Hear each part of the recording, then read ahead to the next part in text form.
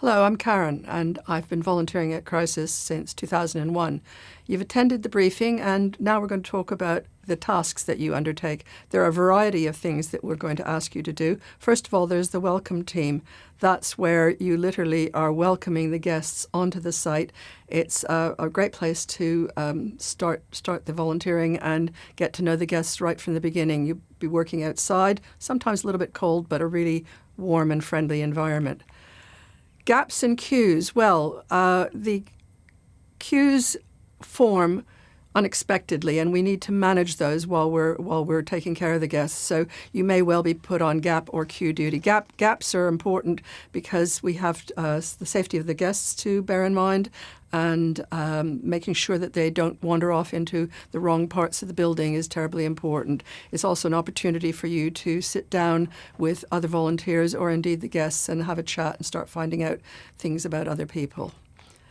The luggage store is quite a key feature for the guests because during their time outside, very often their possessions are vulnerable. And when they're at Crisis, we provide luggage stores, which means that they can come in, put their items into a luggage area, and it's totally secure. They don't have to worry about it. They don't have to think about putting things at the bottom of their sleeping bag. Everything has been put away in a safe position for them. And running the luggage store is a very important task that you may be asked to undertake. Or you could be a fire marshal. You get to wear a high-vis vest, but fire marshal, rather important. I suppose one of the aspects is ever since the no smoking came in as a legislation, we have no smoking within the buildings as anywhere else. But there are times where the guests might choose to try and have a crafty fag tucked away in a corner, and being fire marshal, you need to really be aware that those potential problems could crop up. So fire marshal is quite a key task to undertake. You might be asked to serve food. The food service is handled by chefs and people with qualifications for actually preparing the food, but you may well be asked to be serving the food, which is a great way to get to know the guests and interact a lot with them. And there are helping services, all kinds of helping services. There are activities going on in every site on every day. So there could be activities that you are involved in, which would be things like the arts and crafts. It could be that you're involved in karaoke, which is always exciting. And there's the ever-popular washing of hair, not the cutting of hair, just the washing of hair. But there are a lot of services that are on offer at Crisis, and you could well be helping with one of those. The Crisis environment is one where we really try very hard to keep the areas clean. The people that come to see us are our guests, and we like to have a really positive environment for them. So general clearing and tidying goes on all the time, and we like to make sure that every one of our sites is as clean and as tidy as we would want it for ourselves, and especially for the guests. So that's quite a key task to be asked to do. And that follows on nicely to the well-known marigold duties, because we have a large range of showers and toilet facilities, all of which have to be kept in pristine condition. There's a saying that we have the cleanest toilets in London, so it's quite an important task and very important for the overall well-being of the guests. And then there are operations and facilities tasks that come up, and those would be things where you might be asked to help out with things coming into the site, the amount of goods coming in for the daily food and other activities where there's transport going back and forth between the sites. You may well be asked to help out with those. So there's a big range of tasks that you could be asked to do at any point. That's mostly during the day, but then, of course, we have the night shift because we have got a number of residential sites, and the night shift tasks are a little different. It's a slightly different atmosphere. So the main point we would say is that we want to ensure that our guests have a safe and a very comfortable night. You need to bear in mind that especially the guests that are coming in who have been rough sleeping, very often their environment is not very relaxing. And so when they're staying with us on the overnight times, then we need to make sure that it really is a relaxing environment for them. They may be accustomed to being in a sleeping bag tucked in a doorway and being very tense when they are trying to sleep, whereas they come to us and they're being taken care of and they are absolutely safe. Their luggage has been taken care of. They know the environment is safe, and we just keep good care of them throughout the night. We also have a chance to prepare the centre for the next day. So the shift at night is a little quieter than the daytime shift, and it gives us an opportunity to perhaps do a little bit more deep cleaning and prep the site up for the next day. But then, of course, there are the aspects of the night shift where not all the guests really want to sleep. We have what we call the Wide Awake Club, and that's because a lot of the guests are accustomed to sleeping during the day and trying to stay up all night when they're out of the centre. And so you may find guests that want to sit up and talk. It's a good opportunity to be able to sit down and to have quite long and detailed conversations with the guests. And we also, in many cases, will have all-night videos running and things to keep them occupied for those that want to stay up. So it's not everyone is asleep. But we're talking about interacting with guests, and I think the single most important thing that you can do is to bear in mind that it's important to be listening much more than talking. You've got 2 ears and 1 mouth. You want to use them in that balance. So listening to the guests, listening to their stories, but doing it in a way where you're avoiding direct questions. So you can introduce yourself. You will have a badge on. It will have your name on it. But if the guest wants to give you their name, they will do it. If they don't want to, that's okay too. But don't go straight in and avoid doing questions like, why are you homeless? Because the guest will tell you if they want to tell you. It very much needs to be that the guest will lead that conversation.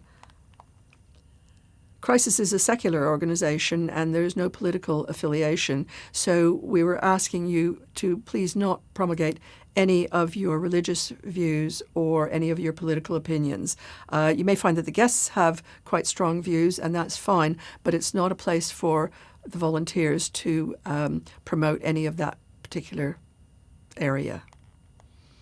So be interested, be sensitive. Avoid awkward topics of conversation. And these are things we've actually heard over the years.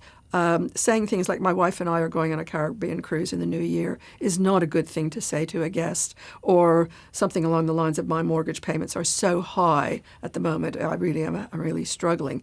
Those are not the kinds of things that are really appropriate, and they're very insensitive. So try and avoid that area. But the guests are quite interested, on the flip side, on why you have volunteered. Because I hate family Christmases is not a good thing to say, because there's a lot of guests that would love to be with their family, and you need to bear that in mind. And certainly don't ever say, I didn't have anything better to do, because how do you think that makes the guest feel? Bear that in mind.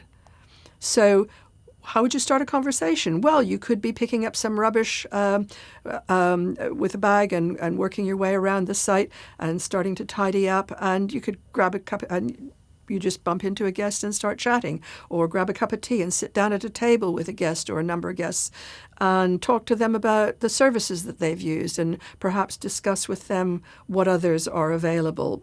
Each site will have a very wide range of services available, and it's quite a nice way to start that dialogue going, to get a little bit more into what they could do at the site that they've decided to be at.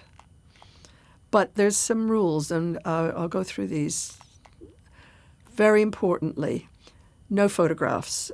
We do have one day in which there are some authorized crisis photographers on site, and also the press always have a great interest in coming to crisis right at the beginning of the, normally the 24th, they will come in. But there are to be no photographs taken on site, and the ones that are taken that are officially through crisis or through news organizations always have a very clear authorization process that takes place, so that people who've had their photograph taken are authorizing that photograph has been taken. It's quite clear. Also, don't use a mobile phone on the center floor. You will see sometimes people with mobile phones. Those are normally the shift leaders who have to use the phone for a particular reason. But for the volunteers, we're asking for you not to use a mobile phone on the center floor at all. You will see the guests using mobile phones. That's okay, but not for the volunteers. Very important. We ask that you not bring any alcohol into the sites. There is only one site of all the crisis centres over Christmas in which alcohol is allowed, and that is the site that deals with dependency issues. The guests are allowed to bring their own alcohol in. It's not that Crisis provides it, but for volunteers and for any of the guests at any of the other sites, there is no alcohol on the sites whatsoever. So if, for instance, you were going to be going out in the evening afterwards and you were planning to take something with you to go somewhere, you need to not bring it with you when you're on your shift. That's very, very important. You must never, ever give any medical advice or try to handle a medical situation. We have got proper medical advice available on every site. There are always first aiders on every shift. And so if there is a situation that arises that you think needs medical attention in any way, the answer would be to seek out a shift leader, or green badge as they're sometimes known, and get them to move forward with it and find the appropriate help. And that's quite an important feature. When you're volunteering at Crisis, you're going to be wearing a badge with your name on it, but you must not at any point give out any contact details to the guests. So you've got a badge with your name, is your first name or the name that you like to be known by. That's as far as it goes. What's very important is that badge really is the badge that protects you, if you will, in the sense that it gives you all the support that the crisis organization has behind it. If you were to give out any contact details to a guest or offer to help them outside of the Crisis at Christmas environment, you no longer have that support network around you. And you need to bear in mind that were you to give out contact details, and then somewhere in the middle of January, you have someone who has been a guest tips up at your house at 2 o'clock in the morning, you no longer have that support network around you. So it's terribly important that you bear in mind that you're doing your volunteering work within the organization structure and you keep it that way. Following on from that, it's really important not to promise anything to a guest. The guests are so accustomed to having promises made to them that are not kept. And so if there is something, excuse me, if there's something that comes up where you're not too sure if a service is coming in or some particular aspect of help for them is going to be made available, never say that you guarantee it. Always say that you'll come back to them, that you will look at it and you will come back to them, and then come back to them. Keep that promise that you said you would come back to them, but don't promise something that you don't know you can deliver. That's really important. And if you might find yourself moving into an area where it starts to become uncomfortable or unfamiliar, we are not asking you to do anything in your volunteering time with us that would be any different than you would do in your ordinary life. So we would not ask you to put yourself in a difficult situation and not provide support. If you find yourself suddenly coming into an environment where it is uncomfortable, then you need to back off and ask for help. And one of the shift leaders or green badges will be very helpful to you at that stage. We will never leave you out on your own in that way.